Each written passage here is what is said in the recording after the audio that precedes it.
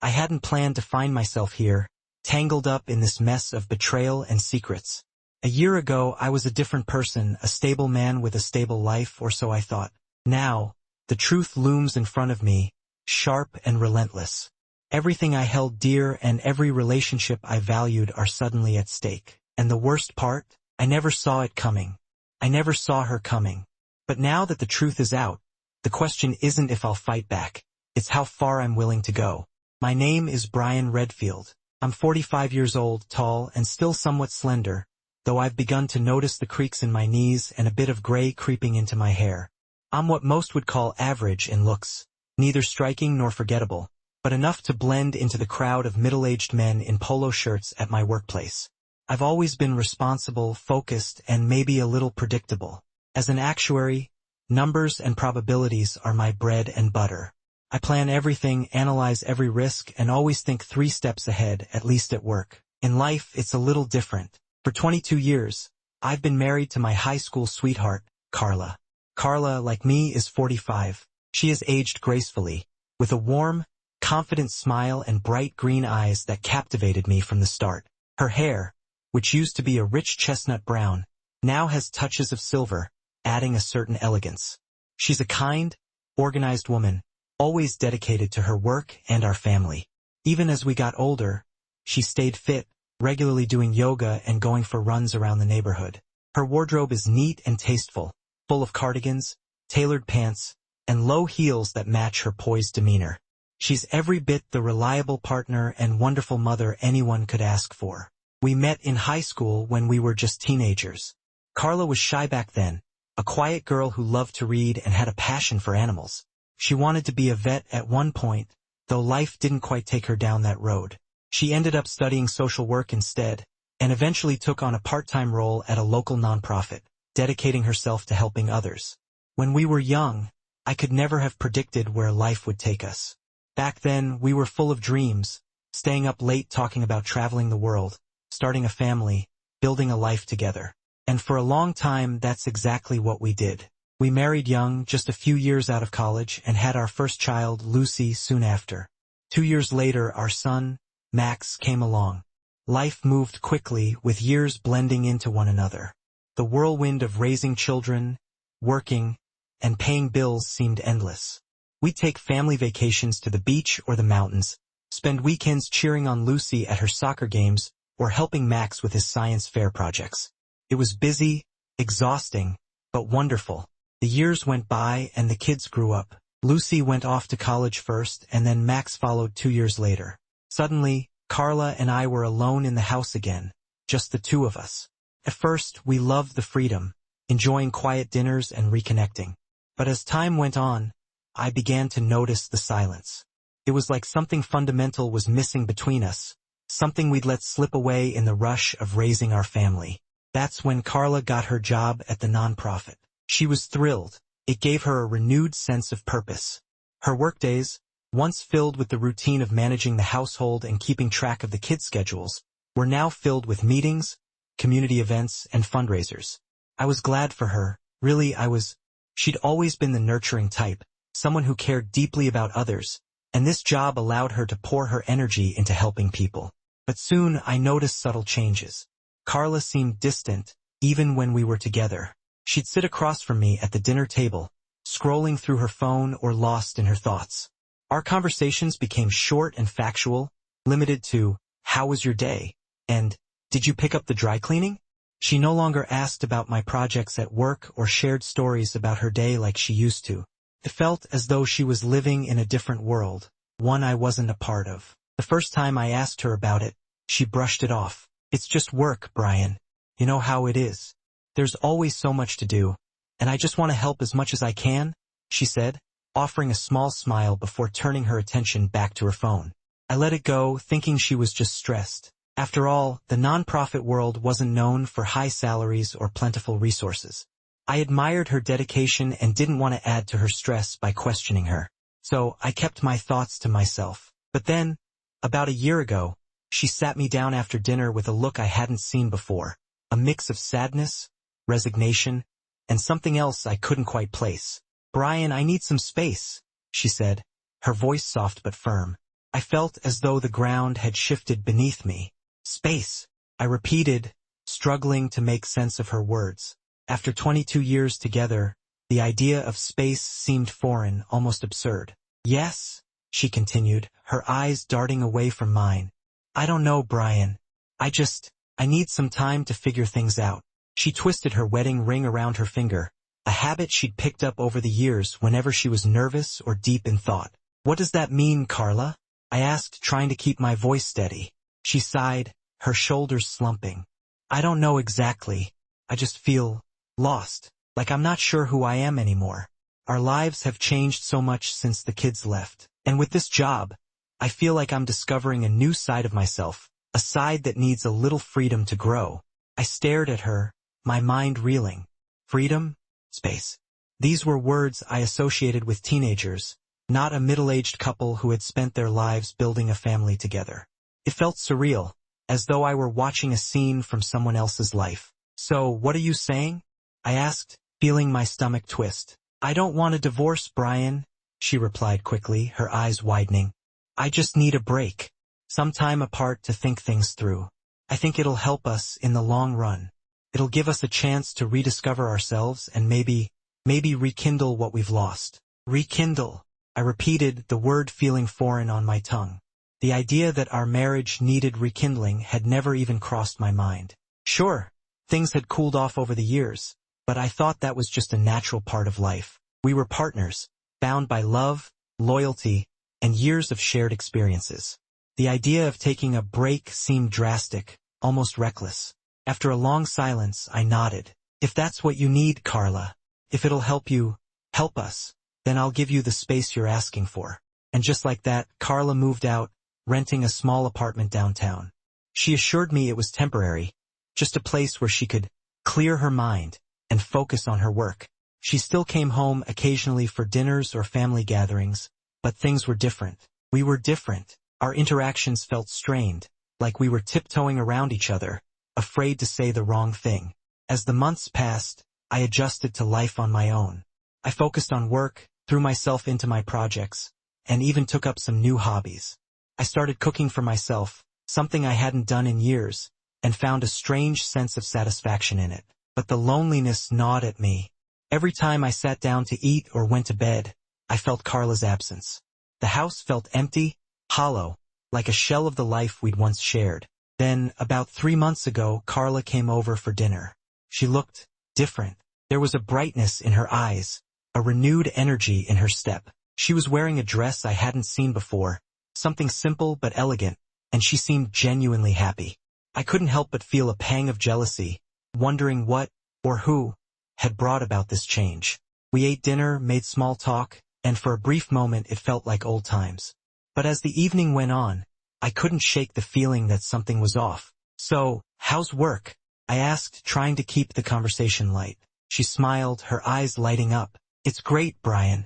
Really. I've been working on this new project, and it's been so fulfilling. I feel like I'm really making a difference. I nodded, forcing a smile. I'm glad to hear that.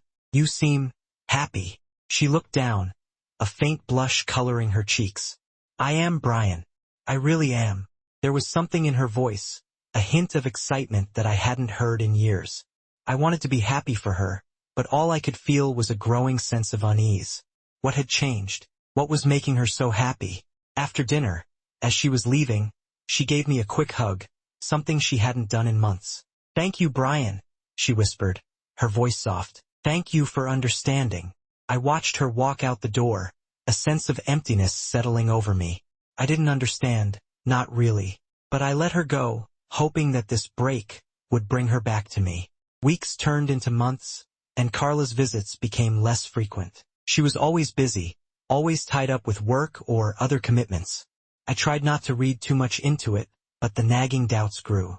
Was she seeing someone else? Had she found something or someone that made her happier than I ever could? Then, one day, I received an invitation to a work conference in Hilton Head, South Carolina. It was a business trip, nothing exciting, but the idea of getting away, even just for a few days, seemed appealing. I needed a change of scenery, a chance to clear my head and maybe, just maybe, put my marriage troubles out of my mind. I packed my bags with a mix of business casual clothes and a couple of things for the beach. My mother, who I was temporarily staying with after Carla moved out, chuckled at my spiffy polo shirts and chinos, calling them my vacation look. It was a small, silly comment, but it made me smile, something I hadn't done in a while. The flight to Hilton Head was uneventful, filled with business travelers and the occasional vacationer. As we neared the coast, the pilot played an old John Denver song over the plane's speakers, "Sunshine on My Shoulders." The lyrics, simple and nostalgic, stirred something in me, a longing for simpler times. I closed my eyes, letting the music wash over me, trying to shake off the lingering sadness that clung to me like a shadow. When we landed, the humidity hit me like a wall, thick and warm, a stark contrast to the winter chill back home. My colleague Joan, a sharp-witted woman with a knack for finding humor in even the dullest situations, chuckled as we made our way through the airport. "Welcome to the sunny South, Brian," she said, nudging me with her elbow. "We'll be melting before the day's over." I managed to smile, grateful for her lightheartedness. Joan and I had worked together for years, and while we weren't exactly close friends, there was a camaraderie between us, a mutual respect that made the long hours and endless meetings more bearable. We checked into our hotel, a sprawling beachfront resort that looked like something out of a travel brochure. The lobby was filled with the hum of voices, businesspeople mingling with vacationers, and the faint scent of sunscreen and sea air hung in the air. I found my room, unpacked, and changed into something comfortable, eager to shake off the travel fatigue. The first day of the conference was as dull as I expected, endless seminars on actuarial analysis, health and welfare trends, and economic forecasts. By midday, I was already counting down the hours until I could escape the confines of the convention center. During lunch, I sat with Joan, who was equally bored, and we made plans to meet up for the afternoon presentation, the highlight of the conference. But by 11 a.m., I couldn't take it anymore. I decided to skip the lunch seminar and headed back to my room to change. I slipped into my swimsuit, grabbed a towel, and made my way down to the beach, hoping to find some solace in the sound of the waves and the warmth of the sun. The sand was soft beneath my feet, and the salty sea breeze filled my lungs, a welcome change from the stale air of the conference rooms. I walked along the shore, letting my thoughts drift, trying to forget about Carla, the uncertainty, and the gnawing sense of loneliness that had become my constant companion. As I walked, I noticed a woman sunbathing alone on a lounge chair, her long legs stretched out, her skin as pale as mine. She must have sensed me looking, because she glanced up, a small smile playing on her lips. "You must be from up north," she said, her voice light and teasing. "You're as white as I am." I laughed, feeling a strange sense of relief at her friendly tone. Sitting on the beach next to Tina that day, I felt a kind of ease I hadn't known in years. She was funny, clever, and easy to talk to, qualities I hadn't had the chance to notice in someone for a long time. We laughed, talked about where we were from, and as the sun warmed our skin, the conversation deepened, touching on our marriages, disappointments, and unfulfilled dreams. Tina had just finalized her divorce, and as she described her journey, I saw a strange reflection of my own life. Though still technically married, I was lost in my own ways, burdened with doubts and the quiet pain of a life that wasn't turning out as planned. "So, you just came out here alone?" I asked her, surprised at her boldness. "Yep," she replied, a hint of pride in her voice. "Once the papers were signed, I knew I needed to do something for myself. For so many years, I did everything for everyone else. This trip is just for me." I admired her resolve, her courage to walk away from a life that no longer made her happy. There was something freeing in the way she spoke, and for the first time in months, I found myself genuinely laughing, my mind drifting away from the worries that usually weighed me down. And as we talked, a small, nagging voice in the back of my head asked me why I couldn't do the same, why I couldn't let go of the past and start anew, even if just for a few days. Our conversation lasted well into the afternoon, and by the time I returned to my room, I felt an odd mixture of relief and guilt. I knew it was just a conversation, an innocent exchange between two people who happened to be at the same place at the same time, but it felt like a betrayal somehow. Carla and I were still technically married, still committed to each other in some distant, silent way. But the loneliness of the past few months gnawed at me, and I couldn't shake the feeling that something had shifted. The next day, Tina and I ran into each other again, this time at the outdoor bar by the pool. She was dressed in a simple sundress, her hair pulled back in a loose bun, and she greeted me with a warm smile that felt oddly familiar. "Fancy meeting you here," she said, raising her glass in a playful toast. We spent the afternoon together, sharing stories and sipping drinks as the hours slipped by. And as the sun began to set, casting a warm glow over the beach, I felt a strange sense of peace, like I was exactly where I was supposed to be. I knew it was foolish, perhaps even reckless, but for the first time in years, I felt alive, free from the burdens that had weighed me down for so long.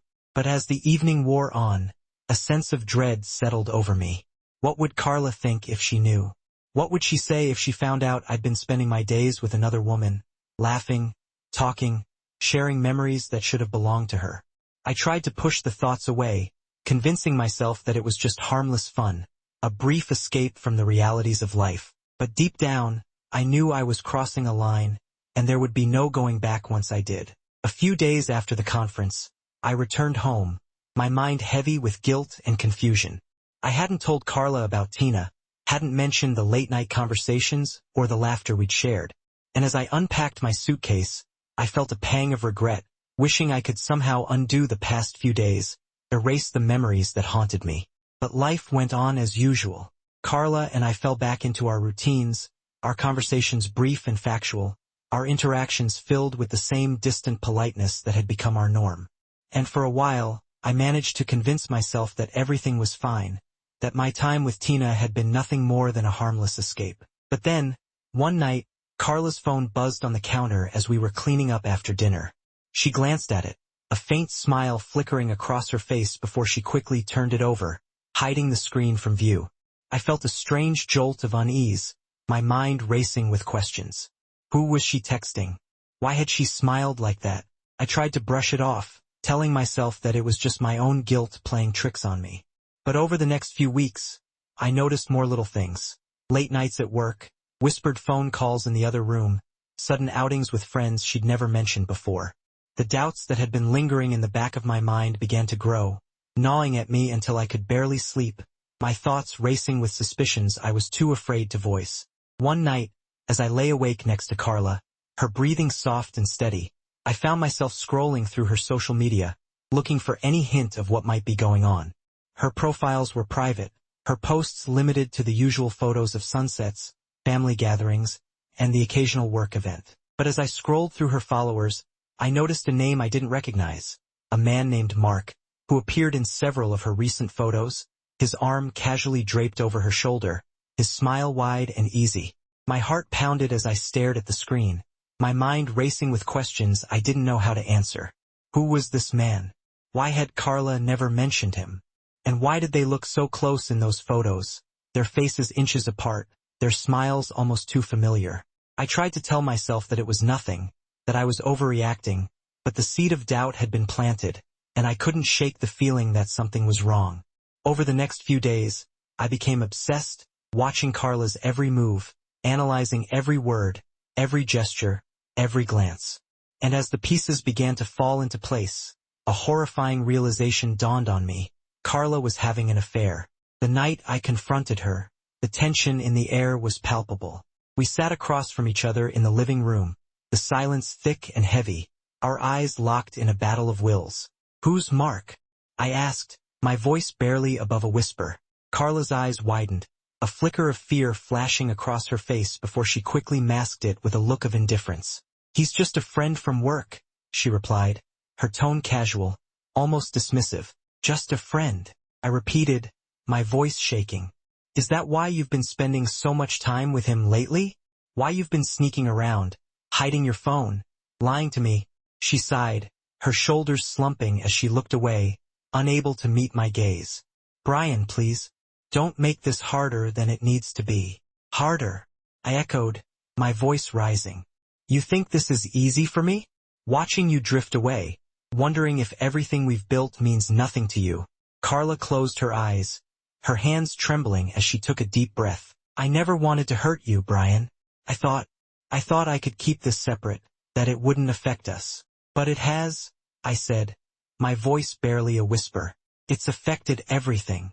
The silence stretched between us, each second a painful reminder of the life we'd built together, the promises we'd made, the love we'd once shared. And as I looked at her, I realized that the woman I'd married was gone, replaced by a stranger who wore her face but shared none of her warmth, none of her love. "Is it over?" I asked, my voice trembling. She looked down, her eyes filling with tears as she shook her head. "I don't know," she whispered. "I don't know if I can give him up." The words hit me like a punch to the gut, knocking the air from my lungs. I'd always believed in us, in the strength of our marriage, in the bond we shared. But now, standing in the wreckage of our life together, I realized that everything I thought I knew was a lie. That night, as I lay in bed alone, the weight of her betrayal pressed down on me, suffocating me with its intensity. I tried to sleep, tried to escape the pain, but every time I closed my eyes, I saw her face, heard her voice, felt the sting of her words. And as the night wore on, a dark, simmering anger began to take hold, filling the emptiness with a burning desire for revenge. She'd shattered our life, destroyed everything we'd built, and now, I was left with nothing but the jagged pieces of a broken heart. I knew I couldn't just walk away, couldn't let her get away with what she'd done. She'd betrayed me, humiliated me, and I needed to make her feel the same pain, the same devastation that had ripped through me. In the days that followed, I began to plan, my mind consumed with thoughts of revenge. I watched her closely, studying her every move, looking for any sign of weakness, any opportunity to strike. And as I dug deeper into her life, uncovering secrets and lies I hadn't known existed, I realized that I was no longer the man I once was. The love I'd once felt for her had been replaced by a cold, unyielding rage, a thirst for vengeance that drove me forward, blinding me to everything else.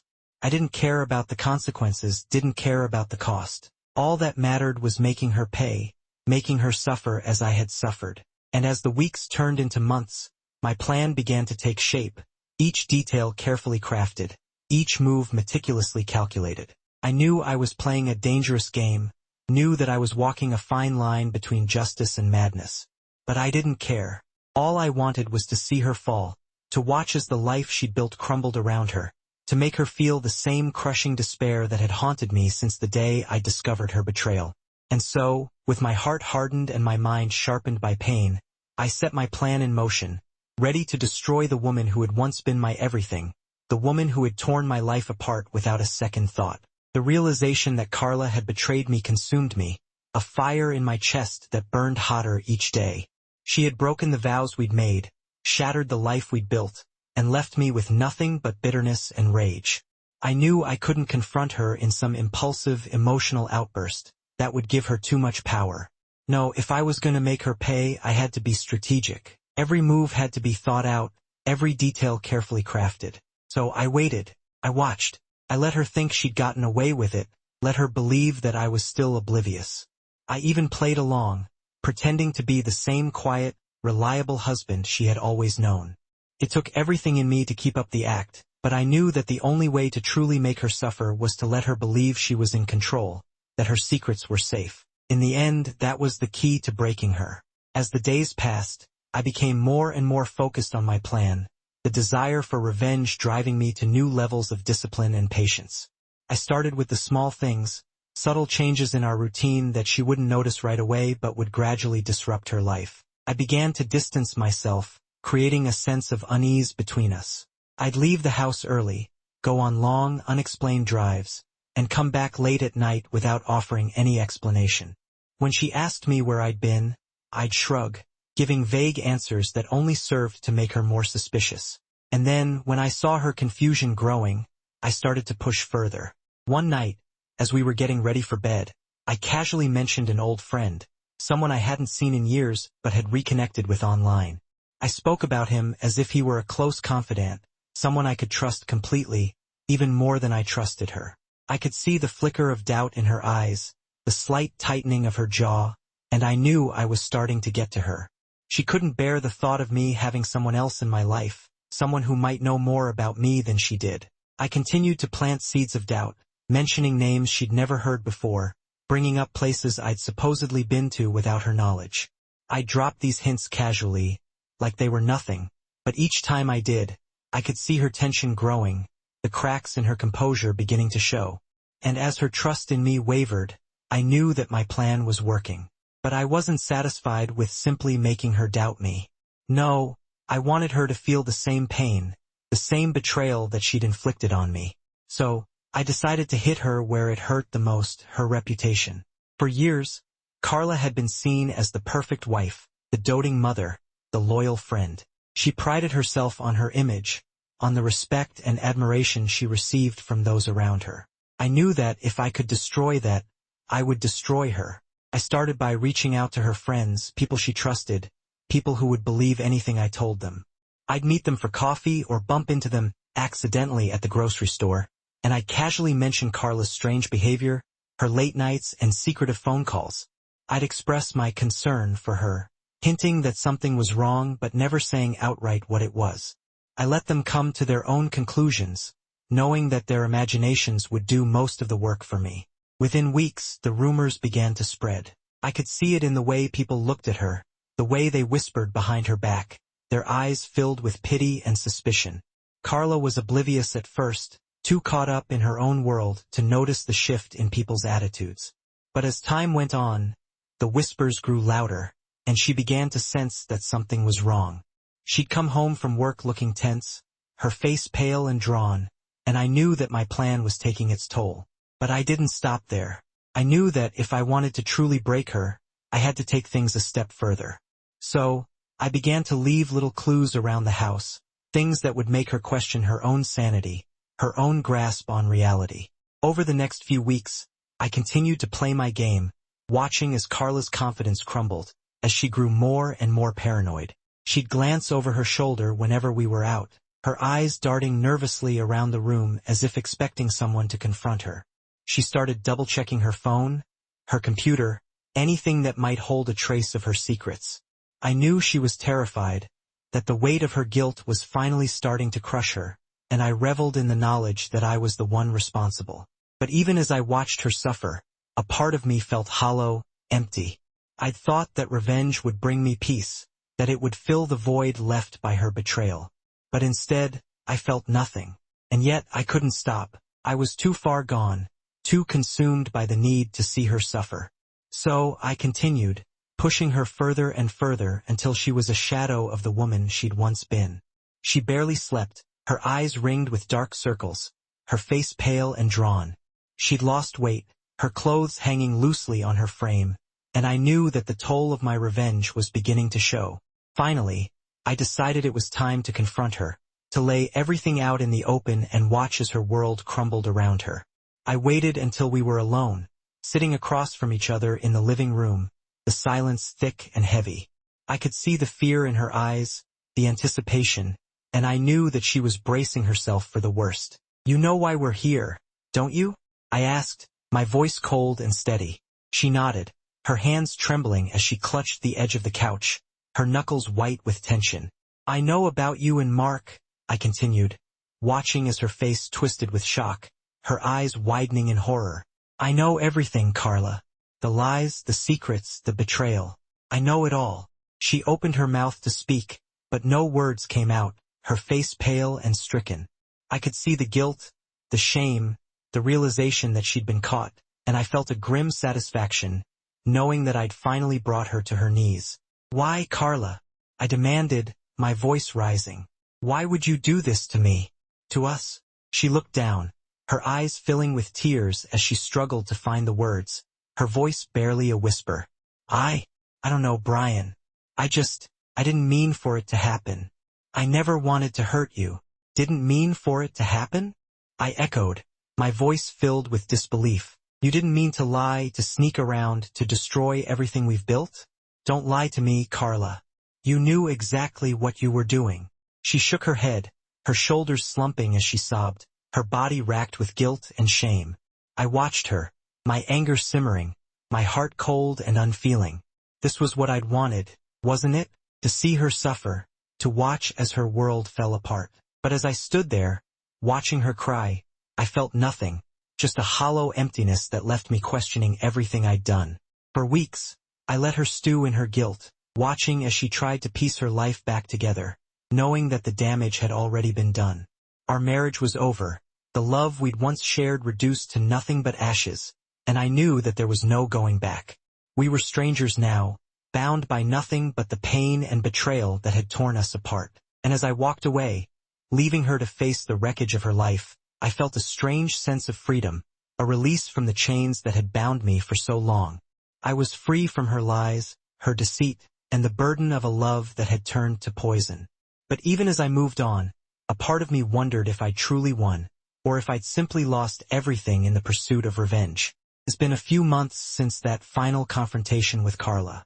The initial surge of anger, of revenge, has long since faded, leaving only a hollow ache where my marriage used to be. I thought that confronting her, tearing down the walls she'd built around her lies, would bring me peace, would make me feel whole again. But as I sit alone in this empty house, surrounded by memories of a life I no longer recognize, I realize that I've lost something I can never get back. Carla moved out shortly after our confrontation. She packed up her things with barely a word, leaving only a few scattered items behind. A coffee mug, a sweater, a pair of worn slippers that she'd forgotten in the rush to escape the ruin of what we once had. I watched her go, my heart hardened, my mind numb, convinced that I'd finally freed myself from the weight of her betrayal. But as the days turned into weeks, and the silence grew louder, I found myself haunted by a lingering emptiness that I couldn't shake. Friends and family tried to reach out, offering words of comfort, of sympathy. They told me I was better off, that I deserved someone who truly loved me, someone who would never betray my trust. I nodded, pretended to believe them, but deep down, I knew the truth, that in my quest for revenge, I'd destroyed something irreplaceable. I'd become a stranger to myself, a man driven by bitterness and pain, blinded to the cost of my own actions. Carla and I don't speak anymore. The few times we've run into each other, at the grocery store, at mutual friends' gatherings, we exchange brief, awkward nods, our eyes avoiding each other as if the memories are too painful to confront. She looks different now, thinner, her face lined with regret, her gaze distant and guarded. I wonder if she feels the same emptiness I do, if she lies awake at night haunted by the memories of what we once had. But I'll never know, and I doubt I'd want to if I did.